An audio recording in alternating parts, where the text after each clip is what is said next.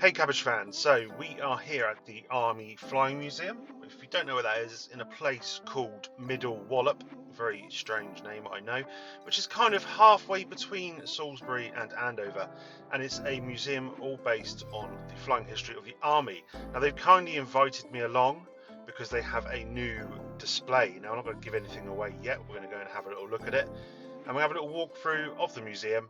I'll let you know what I think about the museum right at the end. We were actually here, a year ago now? So we did kind of a little bit of filming, but nothing in depth. So I thought, do you know what? I'll do a proper little vlog.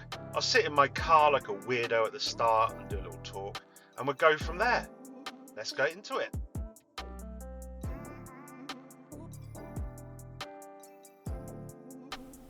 So going by the map, we start at the reception, or the entrance as normal, and we're going to work our way all the way over to the Hayward Hall. We have to go through the Prince Michael of Kent Hall first, because there's no shortcut. But we all want to shortcut any of the displays, because some of them are awesome. Let's get started on our journey. Now as you enter the first hangar, there's some cool little displays on the right of engines. You can build your own engine actually, which is quite exciting. I didn't have a go at that because I'll probably do it wrong. We have a little Beaver aircraft on the right, there's a Ferret scout car. There's a Lynx in here as well. There's even a Sopwith pup just tucked behind the back. We don't see that in this one, but it is there. It's a very, very nice looking aircraft, that one. Lots more to see in here. I'll leave you some music whilst you enjoy the view.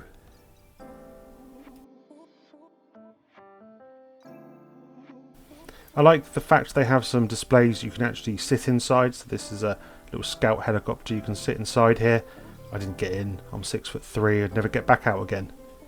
But it's cool they have this, and also taken off it all so you can see the engine and how it works. Really nice to see that in museums. This is the overview of that hall from the top there. You can see there's loads of displays. Loads of time to get lost. Now you come into the second hall here and you're greeted by the rotor buggy, which is insane. But this is where the main attraction is we want to come and see. There are upstairs kind of hallways scattered around the museum. We've got some fascinating things about kind of the Northern Ireland conflict and other conflicts that have used aerial vehicles for the army. So we can kind of see the vehicle we are looking for in front of us there on the right.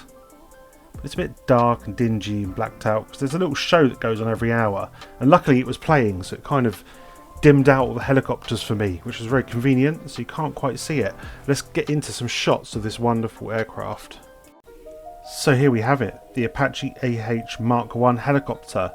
This is the British version of the Apache because it has the donut on top there, the radar donut.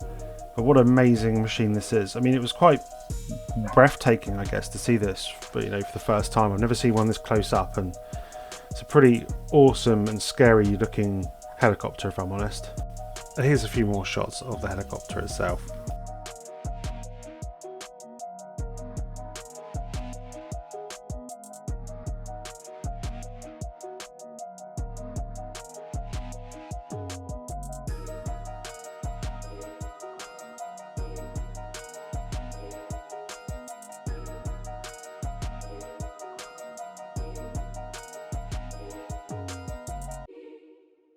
It was nice to see it in its display alongside the other helicopters there. You've got a Huey, a Western Scout, a Lynx and a Cobra attack helicopter, so it's nice to see it alongside those.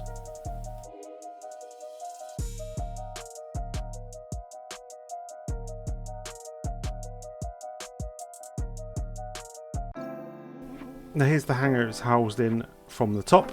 So there we go. And there's loads of other things you can do in the museum. We have this inside of a glider, which looks utterly terrifying, if I'm honest, to be in one of those.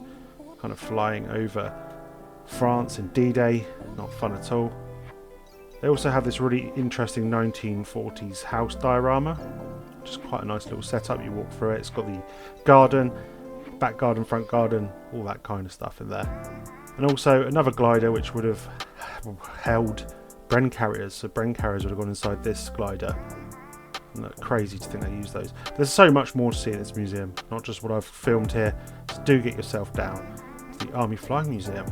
And this is the view from the cafe, where you can get some lovely cakes and tea, to be fair. And I was lucky enough when I was sat outside, enjoying the sunshine, an Apache helicopter flew over.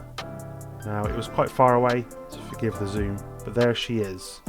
It's kind of meant to be. Okay guys, we're done filming at the Army Flying Museum. Thank you for letting me film. It was a pleasure, and congratulations on getting the Apache helicopter into the museum. It's the only museum in Europe, I believe, that has the Apache on display. So kudos to the museum to getting that, because that's going to be a big draw, and it was really worth seeing. I mean, I've never seen one up close. I've only ever seen them flying around. I'm lucky enough to see one flying around today. Yeah, it's a bit of a formidable machine, really. Quite scary if you think about it, but definitely get down and see it, along with all the other really cool displays down here, and learn a bit about why the army used flying in warfare and how using the air gave armies a bit of an edge. So really interesting museum. Thanks for letting me film. I'll put all their details in the description below, and I'll see you on the next video. And the next vlog will probably be Tank Fest, to be honest. I might do some stuff in D-Day. I am going over to France for D-Day, but I don't know if I'll get any filming done there, because I think I want to soak it all up, to be honest. So yeah, probably Tank Fest. Thanks for sticking with me. See you later. Bye.